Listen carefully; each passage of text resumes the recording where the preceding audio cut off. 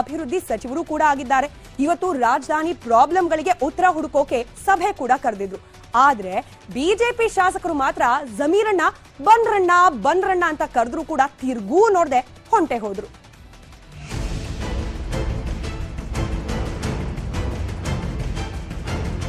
ರಾಜಧಾನಿ ಜ್ವಲಂತ ಸಮಸ್ಯೆಗಳ ಬಗ್ಗೆ ಚರ್ಚೆ ಮಾಡೋಕೆ ಸರ್ವಪಕ್ಷ ಸಭೆ ಕರೆದಿದ್ರು ಡಿಸಿಎಂ ಡಿಕೆ ಶಿವಕುಮಾರ್.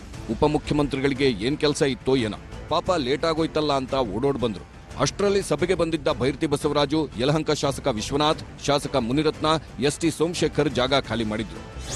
ಮೀಟಿಂಗ್ ಬಂದಿದ್ದೀರಿ, ಕಾದಿದ್ದೀವಿ 1 ಗಂಟೆ ಕಾಲ, ಕಾದು ಹೊಟ್ಟಿತ್ತು. ಕರೆದವರು ಸಮಯಕ್ಕೆ ಬರ್ಬೇಕು ತಾನೆ. ಸಮಯಕ್ಕೆ ಬರ್ದೇನೆ ಮೀಟಿಂಗ್ ಮಾಡ್ದೇನೆ ಈ ರೀತಿ ನಡ್ಕೊಂಡ್ರೆ ಹೇಗಾಗುತ್ತೆ? ಏನೋ ಕಾಟಾಚಾರ ಕರೆದ್ರು, ಬೇಜವಾಬ್ದಾರಿತನದಿಂದ ಸಮಯಕ್ಕೆ ಏನ್ ಬರ್ಬೇಕಾಯ್ತು ಬಂದಿಲ್ಲ. ಲೆಟರ್ನ ಕಳಿಸಿದ್ದಾರೆ 11 ಗಂಟೆಗೆ ಅಂತ ಕಳಿಸಿದ್ದಾರೆ, ಬಟ್ ಬಂದಿಲ್ಲ, ಯಾರು ಬಂದಿಲ್ಲ. ಯಾರೋ ಕುತ್ಕೊಳ್ಳಿ ಮಾಡಿ ಅಂತಾನೆ ಏನು ಇಲ್ಲ. 1 ಅವರ್ ಆಗ್ತಲ್ಲ, 1 ಅವರ್ ಲೇಟ್ ಆದ್ಮೇಲೆ ಹೇಳ್ಬೇಕಲ್ಲ. ಬೆಂಗಳೂರು ಅಭಿವೃದ್ಧಿ ದೃಷ್ಟಿಯಿಂದ ನಾವೆಲ್ಲರೂ ಕೂಡ ಕೋಆಪರೇಷನ್ ಕೊಡಬೇಕು, ಸಹಕಾರ ಕೊಡಬೇಕು ಅನ್ನೋ ದೃಷ್ಟಿಯಿಂದ ಯಾರೇ ಇಲ್ಲಿ ಬಂದಿದ್ದೀವಿ. ಹಂಗಾಗಿದೆ. ಪಾಪ ಜಮೀರ್ ಅಹಮದ್ ಬನ್ರಪ್ಪ ಅಂದ್ರೂ ಬರ್ಲಿಲ್ಲ.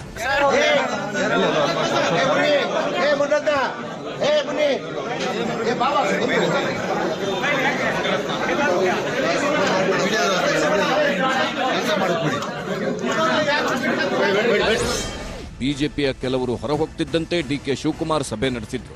ಬ್ರ್ಯಾಂಡ್ ಬೆಂಗಳೂರನ್ನ ಬೆಟರ್ ಮತ್ತು ಗ್ಲೋಬಲ್ ಬೆಂಗಳೂರು ಮಾಡೋ ಬಗ್ಗೆ ಎಲ್ಲರಿಂದಲೂ ಸಲಹೆ, ಮಾರ್ಗದರ್ಶನ, ಐಡಿಯಾಗಳನ್ನ ಸ್ವೀಕರಿಸಿದ್ರು.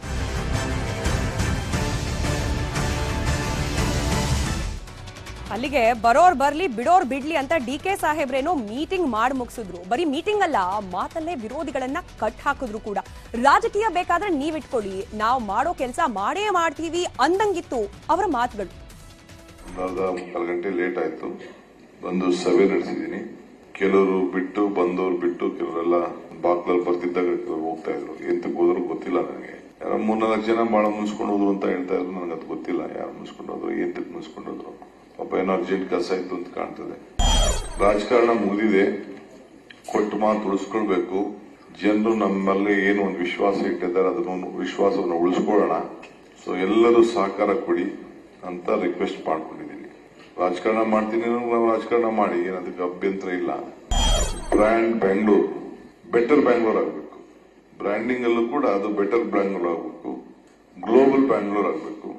ಹೊಸ ಆಲೋಚನೆಯನ್ನು ಇಟ್ಕೊಂಡು ಒಂದು ಅಡ್ವೈಸರಿ ಗ್ರೂಪ್ ಅನ್ನು ಮಾಡಬೇಕು ಅಂತೇಳಿ ತೀರ್ಮಾನ ಮಾಡಿದ್ದೇನೆ.